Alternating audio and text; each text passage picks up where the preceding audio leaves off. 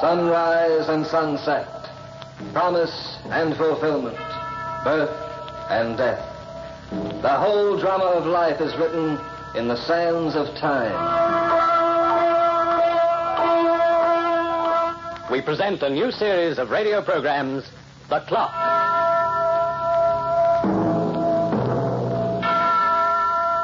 Today.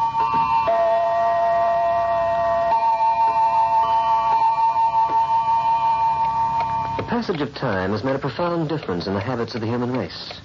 But there are isolated spots where time could just as well have not existed for all the impression it has made. And there are people whose minds remain as savage and as barbaric as they were 10,000 years ago. But I have often wondered, just how great is the gap between these barbarians and ourselves? I have found the answer in a startling document which is known as The Scientific Observations of a True Barbarian by Professor Leonard Higgens. A scientific document must be written in great detail, and so I'm setting down these observations in longhand for posterity. A few facts concerning myself may be in order to begin with, however, before we proceed to the experiment. Leonard Higgens is my name, professor of anthropology at Franklin University. Age 47, married, no children. My wife is a most intelligent woman, and so it was only natural for me to broach the subject to her when the thought first entered my head. But it sounds fantastic, Leonard. Only because the notion is new, but it's logical. And I'd like to try the experiment with one of the hedge shrinkers of South America. Hedge shrinkers? Deep in the jungles lives a tribe of savages whose instincts are no higher than the jaguars that roam through the same area. Now, it's the habit of this tribe to decapitate their enemies and shrink their heads to the size of an orange. The process is known only to them. And you propose to bring one of these people into this house? I hope to civilize this native girl completely within 2 months and disprove the theory that time alone can create the change between barbarism and civilization. I think it's a dangerous idea, Leonard. I don't like it. Oh, I'm sorry you feel that way. You see, Alice, my mind is set on it. I'm in the midst of my sabbatical vacation now, and I've time to get away. I wish you'd be reasonable about it and see my point of view. I need your help. My help? In what way? I want this savage to have the influence of a woman as well as a man. And you needn't be afraid, Alice. I'll have her well subdued and on her way to modern civilization even before we arrive back. I arrived at my destination on Sunday and put in a call for Senor Barles, who appeared at my hotel room an hour later. I then outlined my plan to him and asked for his cooperation. This is very difficult, Senor Professor. I know it is. That's why I called on you. I believe you told me once that you traced part of your recent ancestry back to these aboriginal tribes. See, but that does not make me one of them. Oh, of course not. These people are savage. They hate all outsiders. It will be difficult to contact them. But can you do it? Perhaps, but you must buy some trinkets for me, bracelets, rings, anything that would interest a barbarian woman. I'll do that now. You say you want a young girl? Yes, about 20. She must accompany me with the full permission of her family, of course. Oh, naturally. And she must be bright. You see, I intend to teach her English, and she must be quick to learn. I understand. How long do you think it will take you to make this trip? Oh, perhaps 2 weeks. Be careful. I don't want anything to happen to you, Barles. Nothing will happen to me, senor. I know these people well.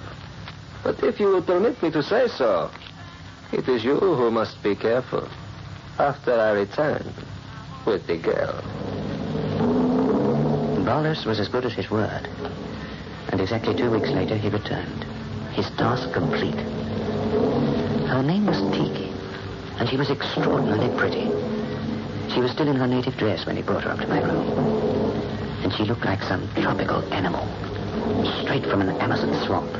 Senor Higgens, this is Tiki. Well, how do you do? She understands no English. Oh, of course. How stupid of me. How old is she? 22. And her family? She has none. She lived alone with her tribe. Her racial background seems to be Indian. Si, senor, but no one knows exactly where these Indians came from. They are nomads, have been for centuries. Yes. She looks gentle enough for a head shrinker. Yes? You see, she smiles at you. She likes you, Professor. Her teeth seem to be filed. Professor Higgens, I must warn you once more. This girl is unpredictable. She must be watched. Well, I've every intention of following all precautions. And now there's one more thing I want you to do for me, Bollis. See? Give me a complete vocabulary list of her language. I take it she doesn't understand Spanish. No, her only language is the language of her tribe. Well, if I have most of the vocabulary, I'll be able to teach her a little English. And that will be the beginning of her education and the end of her barbarian habits. I'll have the list for you by tomorrow, senor. Fine. Tomorrow night we'll leave for home. What's she carrying in that goatskin? Oh, some clothes, senor. And this. It's a shrunken head. See, and it's a present, senor, from your new pupil.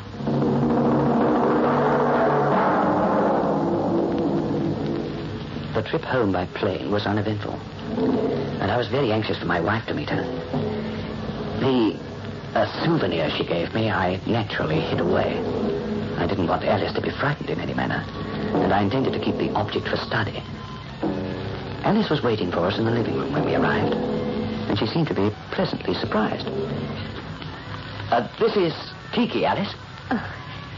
Tiki? How do you do? Yes. She only knows one or two words of English. What on earth is she doing? Oh, just taking off her shoes. She doesn't like them. Oh, she really doesn't seem to be as savage as I thought. Oh, she's very interesting. I was able to converse with her for a bit in her own language. And her tribal customs are rare indeed. Well, we'll give her the guest room for the time being. Oh, fine. And I've prepared some lunch for both of you. Why not have a bite before you both unpack? Oh, good idea. Tiki, eat? Eat? Yes, much eat.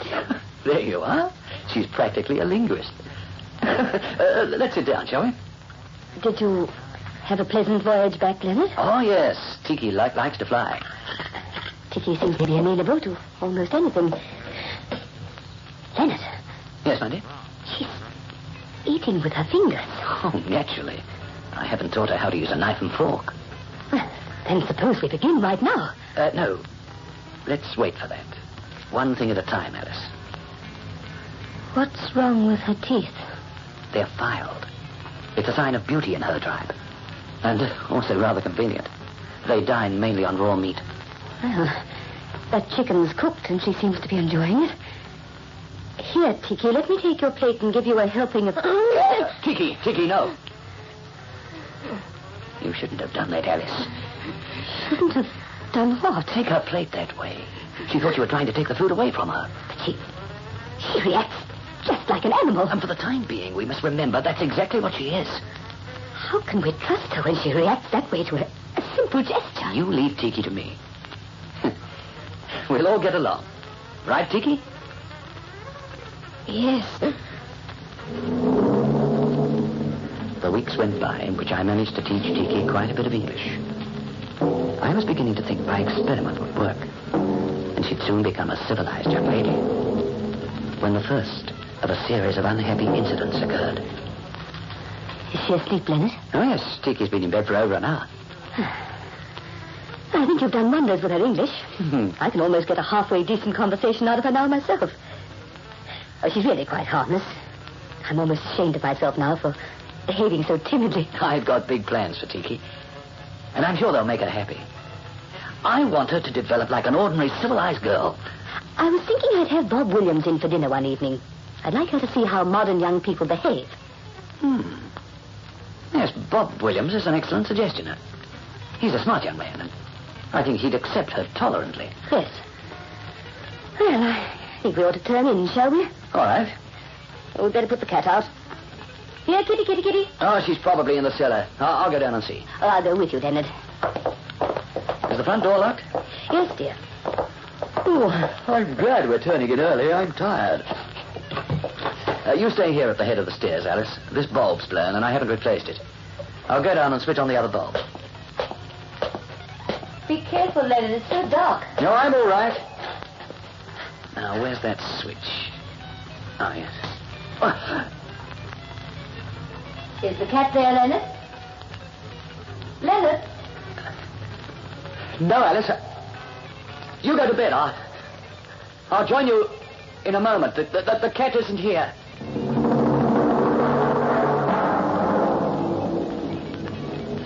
The cat was there.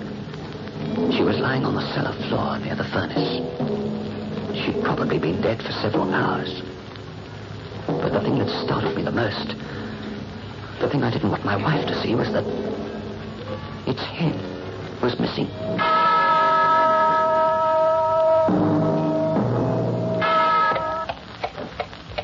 Time is one thing that can't be hurried, and it's dangerous to try. But there is nothing that is half as risky as an attempt to change a leopard into a mouse. The following day, while Alice was shopping, I had a talk with Tiki. I didn't censure her or scold her. That would have been bad psychology. I merely questioned her as though I were only mildly interested in what she'd done. Tiki. Yes? What happened to our cat? Cat? You know, the small animal, the kitten. Meow. Oh, cat. A fixed head for you. You took the head to shrink it? Yes.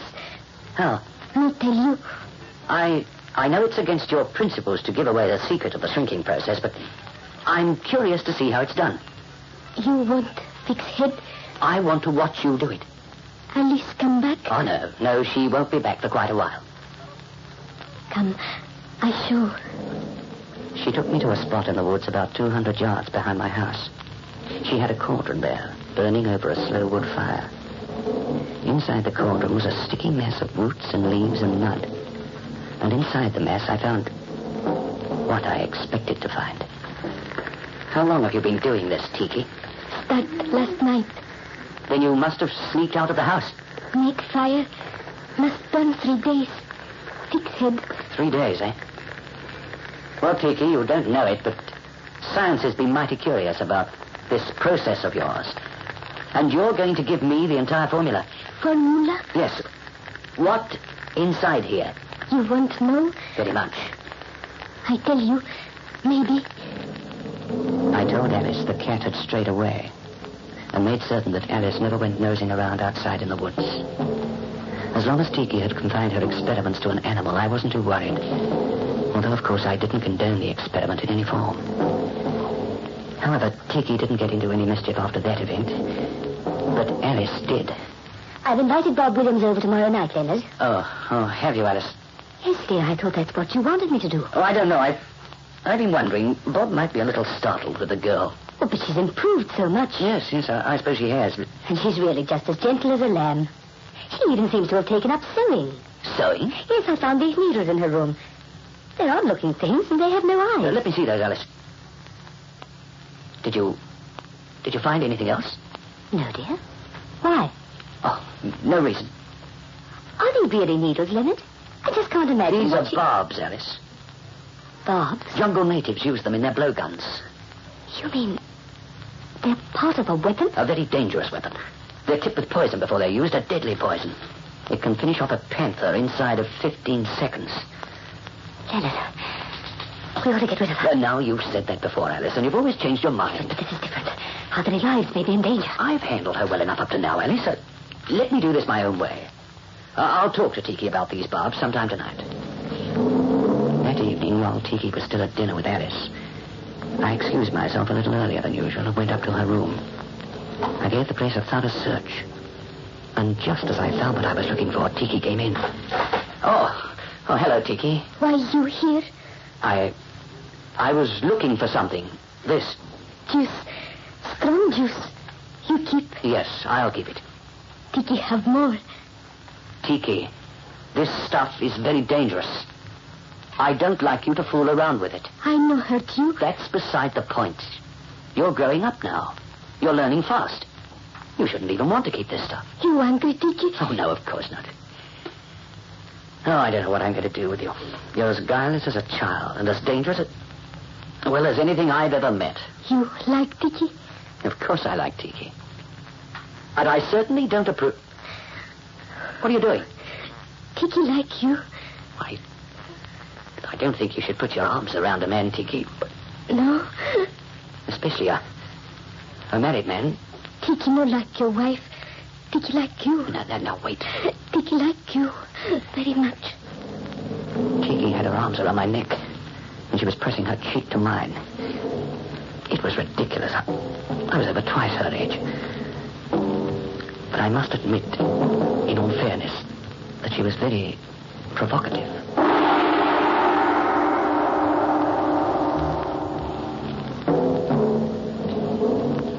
The following evening, Bob Williams came over for dinner. After dinner, Alice and I retired to the living room, leaving Bob and Tiki alone on the porch outside. I could hear them rocking quietly on the swing, and for some odd reason, it annoyed me. What time is it, Alice? 9:10. Don't you think it's time that young man should be getting home to bed? At this hour? He only arrived at 6. Yes, I know. Still, I don't like Tiki to stay up too late. It interferes with her work the following day. Leonard, Yes? have you ever noticed the way she looks at you? Tiki? She seems to be getting very fond of you. Almost too fond, I should say. Oh, don't be silly, Alice. The girl admires me because I'm her instructor. That's all there is to it. I think it's more than that. Oh, you're wrong. Remember, dear, underneath it all, she's still a savage. And savages don't control their emotions in any way. I rather resent that, Alice. What? You heard me. You were shouting at me, Leonard. Well, I didn't mean to shout, but you've no right to refer to Tiki as a savage. Please, Leonard, we'll discuss this some other time. I don't want Bob to hear us. I think that young man ought to be on his way home, and I've half a mind to remind him of it. I'm sorry, Mrs. Higgins. I'll have to leave. So soon, Bob? If you want me to be frank about it, I'm sorry I even came. Oh, why? The girl is nothing more than an uncivilized devil. Had no right to ask me. Now, just a minute, young fellow. Bob, what's wrong with your hand? Why are you holding your handkerchief to your wrist? Would you like to see? Here. You've been hurt. I was bitten. What? Yes. She bit me like a dog, and for no reason. I had my hand on the back of the swing, and I was talking. Suddenly, she leaned over and sunk her teeth into my wrist. Bob, that's horrible. Are you sure that you didn't annoy her? Annoy her? That's rich. Really, Professor Higgins, you must think I'm some kind of an animal myself. Where is Tiki? Out in the swing? No, she ran away behind the house. When you get hold of her, I suggest you put a muzzle on her and slap her into a cage. Tiki was wrong, of course. But I had a very strange reaction. When I looked at Bob's lacerated wrist where her pointed teeth had made 4 tiny holes, I almost felt relieved. And suddenly I knew why. I was jealous of Bob and of everyone else. From that point on, I just let myself go. Maybe there's something a little savage in all of us. Maybe it was just because there was something wrong with me. But I became like Tiki. Wild, cruel, vicious. And then she led me exactly where I always knew she would lead me. Tiki. Yes? What are you doing? Make point for juice. Stop sharpening that barb. You angry, Tiki?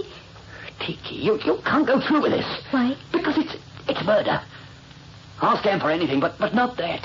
As long as she stay, Tiki no like. But we can't kill her, Tiki. She's done nothing. Alice must die no other way. I'm not going to let you go through with this, Tiki. Then you leave with me? Leave? We go back to jungle together? Oh, no. No, I can't do that. Then Tiki get rid of Alice? Oh, wait. I'll go away with you, if you want me to. Now? In a day or so. Too long. But I just can't leave on the spur of the moment. I need money and other things besides.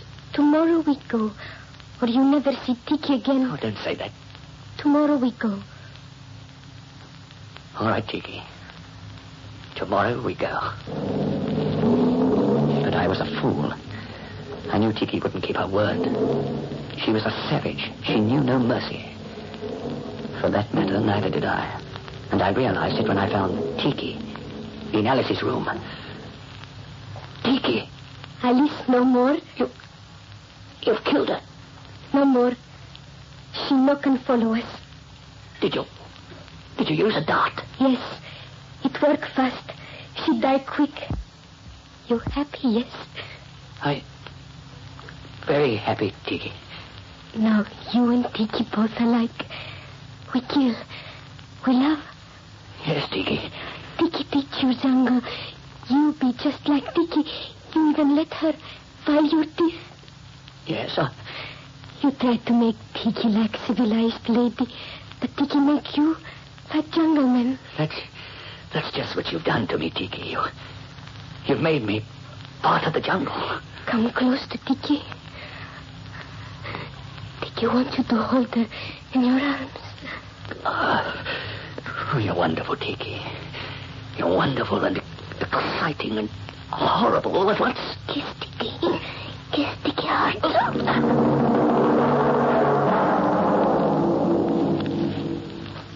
Well, that just about ends my experiment. And I've drawn some excellent conclusions. For one thing, I know how dangerous it is to play with jungle fire. For when you're burned, the scars will never heal. I've called the police, but it's obvious that they won't arrive on time. They'll find Tiki, but they won't find me. Her jungle instincts were stronger than her love for me. For she's prepared another cauldron. And I can see her standing behind me now in the mirror above my desk. She has a small bamboo blowgun in her mouth. She's an excellent shot. It's too bad, though. Yes, it's too bad. For science, I mean. I never actually found out the secret of head shrinking.